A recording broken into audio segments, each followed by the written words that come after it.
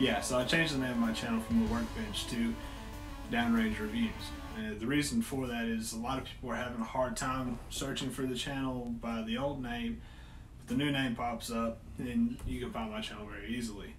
The second reason is the new name makes a lot more sense as to what kind of videos I'm doing here on the channel and where, what kind of direction I'm going in. And thirdly, I think it's pretty cool. I think the name sounds awesome. A good friend of mine suggested it to me, and we're gonna rock on with it. So now that that's out of the way, what's going on, guys? It's Jacob with Downrange Reviews, and today we're gonna be talking about AR magazines. So first we're gonna talk about some of the cheaper magazines that I've bought over the past few years. These guys right here are Mission First Tactical magazines, and then these are American Tactical magazines.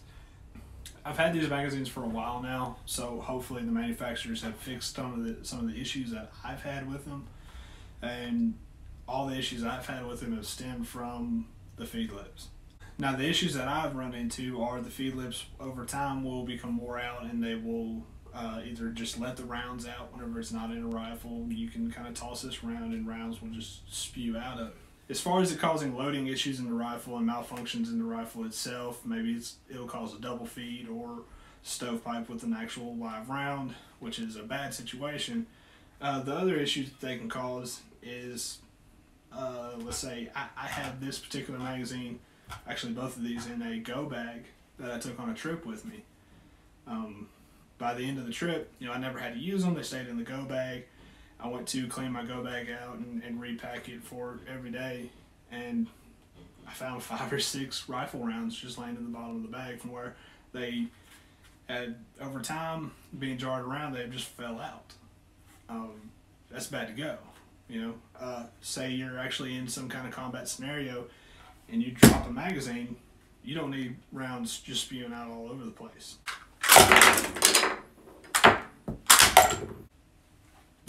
That's an issue.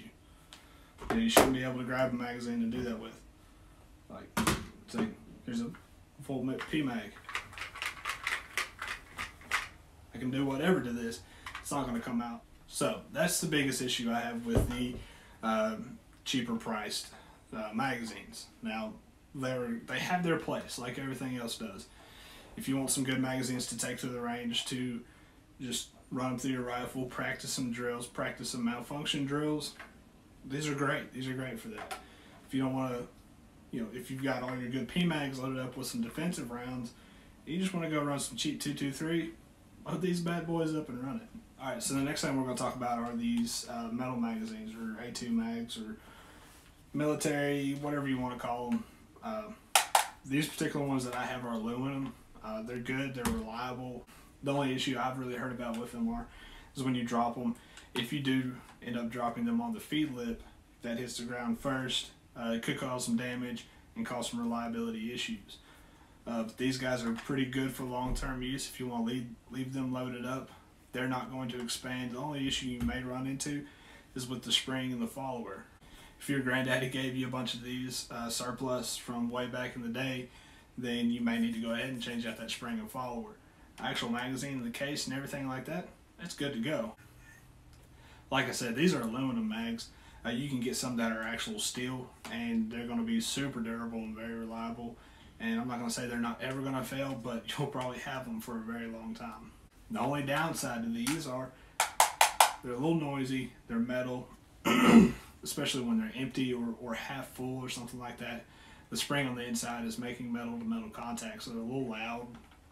And I know that's not an issue whenever you're shooting, but it's just one of the things that kind of annoys me. But overall, they're great. They catch a lot of flack because they're ugly and they're metal and they're not, Gucci Pmags, but ain't nothing wrong with them. And lastly here, we're going to talk about the Magpul Pmags. This particular one I got in my hand is a Gen 2 mag. A lot of reports and people have said that the Gen 2 mags are trash and they don't work very well. And that just simply hasn't been my experience with them. Maybe I haven't run this guy a whole lot. Maybe I've just picked up all my other magazines. But a lot of people have told me that the Gen 2 magazines just don't perform as well as the Gen 3. But mine seems to work just fine. Maybe I got one of the good ones in the dozen. Who knows? But the majority of what I do have in the Pmags are going to be the Gen 3 magazines. I've converted a lot of them to the Ranger plate. I really like the Ranger plate. I love that you have the ability to do that. Now you can do that with the metal mags too, and it works just the same. In my opinion, the Gen 3 Pmags are going to be your best bang for the buck. They're super durable. They're very reliable. They're going to withstand just about whatever you want to throw at them. Magpul Pmags, they'll come in all kinds of shapes and sizes. You can get 20 rounders, 30s, 40s, 60 round drums in a Pmag. So while we're talking about the Magpul magazines, you'll find that some of them have windows. I believe I just looked it up. In the Gen 3, the window mags are going to be like $3 or $4 more than the magazines without windows. In my opinion, I think that's useless. I think it's a cool feature, and like, oh yeah, you can see your bullets, or you can kind of get a good estimated round count with the spring and follower. Add 6 in one hand, half a dozen in the other. If you're gauging this by when you need to reload, you're messing up. I'm not saying that I count my rounds that I shoot whenever I do shoot, whenever I'm training.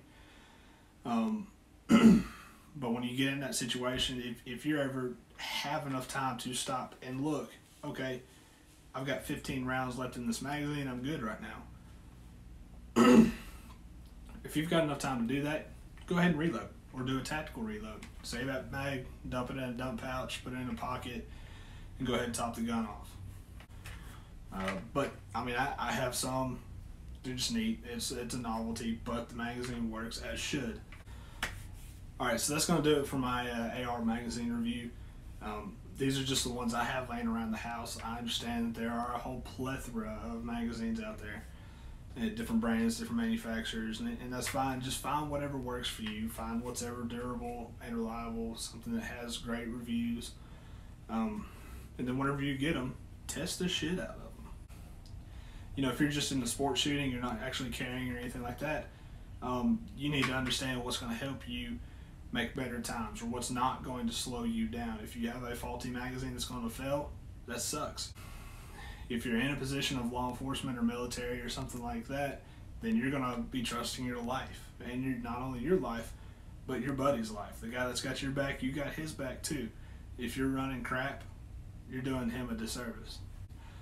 So if you enjoyed the video, go ahead and give me a like, give me a subscribe. I put a little bit of time into these videos, a whole lot of time in editing. I hope to get more of these videos out to y'all, but with work schedules and things like that, sometimes it just doesn't happen. I know it's been about a week since my last video, and looking at my schedule going forward, I'll probably do another one this week, and then next week's going to be kind of hairy. So just stay with me. I appreciate the support, like always. If there's something that y'all want to see in the future, just give me a comment, give me a direct message or something like that. If you want to see a review on whatever, I'll try to get it in here to the office, and we'll set up and do a review. But like I said, I appreciate it. Y'all be good.